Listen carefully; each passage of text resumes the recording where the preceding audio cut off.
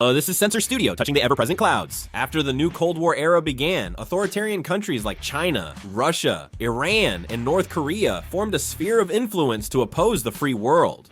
Niall Ferguson, a Harvard professor, calls them the New Axis powers, who are willing to go to war to expand their influence.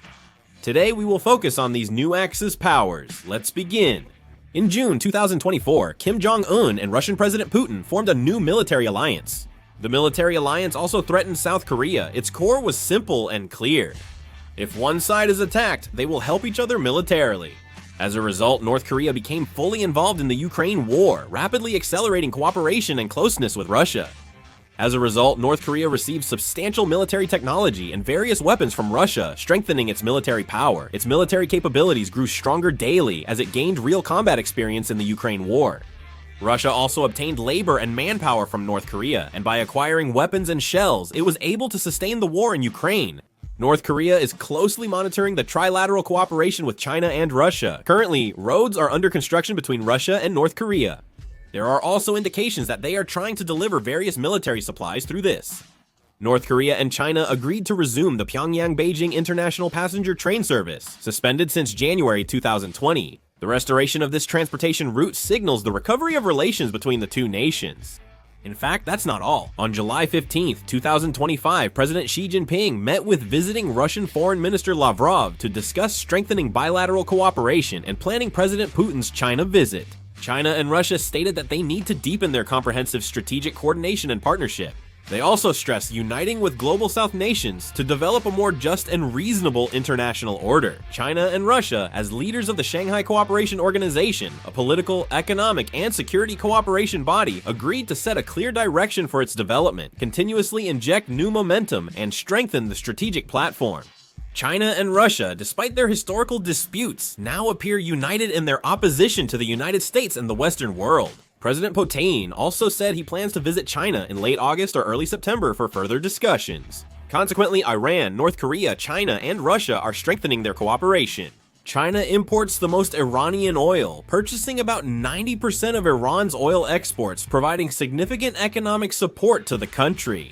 On July 16th, China and Iran discussed the Iranian nuclear issue and restated their commitment to cooperation. According to the Chinese Ministry of Foreign Affairs, Wang Yi, a top Chinese diplomat, met with Iranian Foreign Minister Abbas Araghchi in Tianjin, China. He pledged China's continued support for Iran in resisting power politics and bullying, openly criticizing the Western world. And interestingly, North Korea also seems to be trying to support Iran. North Korea is accelerating missile development using Russian technology, while Iran is enhancing its missile capabilities with North Korean assistance. On January 31st, North Korea was caught giving Iran the design plans for a 3,000 km range nuclear missile. New weapons are being developed at missile bases in Shashrod and Semnan in northern Iran, and this development is being carried out based on the technology provided by North Korea. Iran called this a space center, though. It is widely believed that they are developing engines for ballistic missiles under the guise of satellite development. Bruce Bechtel, a former United States Defense Intelligence Agency analyst and Angelo State University professor, said North Korea and Iran have long been known to share satellite technology that can be converted for missiles. Just as North Korea combined 4 engines from the Soviet-made Scud missile to create the first stage booster for the Unha-3 satellite, Iran is also developing missiles following North Korea's method. North Korea and Iran, the new Axis powers, are strengthening their cooperation and ties as their collaboration becomes closer.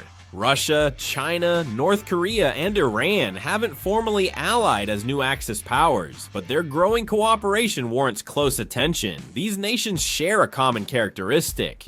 That keyword is anti-Americanism. The new Axis powers aim to dismantle the United States, lead unipolar order, and establish a multipolar world that aligns with their interests.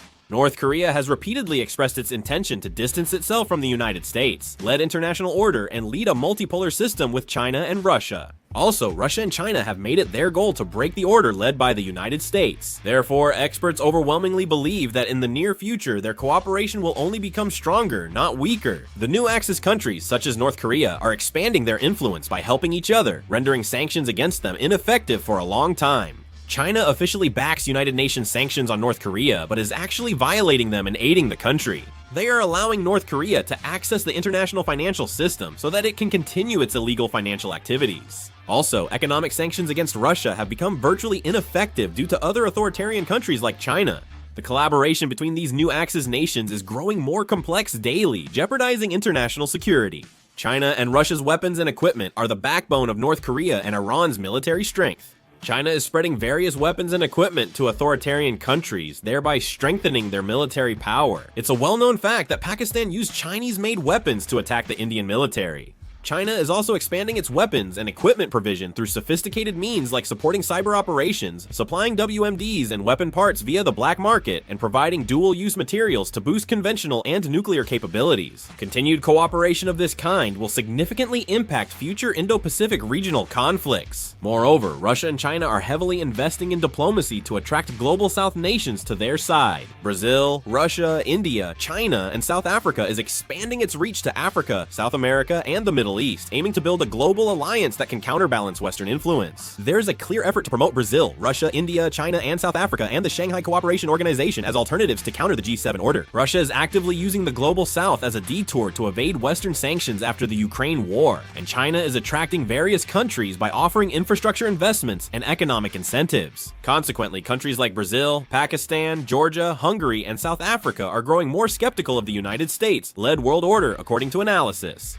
Some countries are pursuing balanced diplomacy by maintaining a United States alliance while expanding strategic cooperation with China and Russia, making the international order's multipolarization a reality. Of course, it seems that these new Axis powers are not able to exert their full strength. China and Russia's actions during the 2025 Iran-Israel war clearly demonstrate this. Israel gained full control over Iran's airspace, attacking targets without restraint. However, when Iran asked China and Russia for help, China and Russia did not rush to support Iran. It's quite different compared to when Russia invaded Ukraine and quickly received support from China, North Korea, and Iran after asking for help. China and Russia formally condemned the United States and Israel, but they didn't take any real action to support Iran. The limitations of the new Axis countries are evident. So far, each country is acting selfishly, and you can see that they don't want to get involved in other countries' wars. On top of that, unlike the United States and its allies, they don't share the same values or institutional ties, so it's said that their unity is weak. The new Axis countries share a common trait. They are authoritarian regimes hostile toward the United States for challenging their legitimacy. Since that's all they have in common so far, their limitations were revealed during the recent Iran-Israel conflict. Of course, that doesn't mean we can be complacent. As time passes, the cohesion among these new Axis countries is strengthening. Although their unity may seem weak now, they could quickly become a tightly united group at any moment, and they could also sign a binding mutual defense pact. Therefore, it's important to break this chain before they become truly united. Otherwise, even Korea could be in real danger. We might even see them join hands and start a world war side by side. Right now, China wants Taiwan and Russia wants Ukraine, so we can't be at ease. The most important thing is to focus on hitting Iran, which is also the weakest link. Unlike China, Russia, and North Korea, Iran is a theocracy, especially since both Russia and China are wary of the spread of Islamic fundamentalism. Separating Iran could be relatively easy. During the Iran-Israel war, China and Russia only verbally supported Iran without offering real help, suggesting they view Iran as a strategic pawn. I think the Western world needs to put in a lot of effort to contain the growth of these new Axis powers, and it's also time for Korea to raise its voice to some extent to prevent their rise. What do you think about the rise of the new Axis powers? Please let us know in the comments. That's the end of the video. Thank you,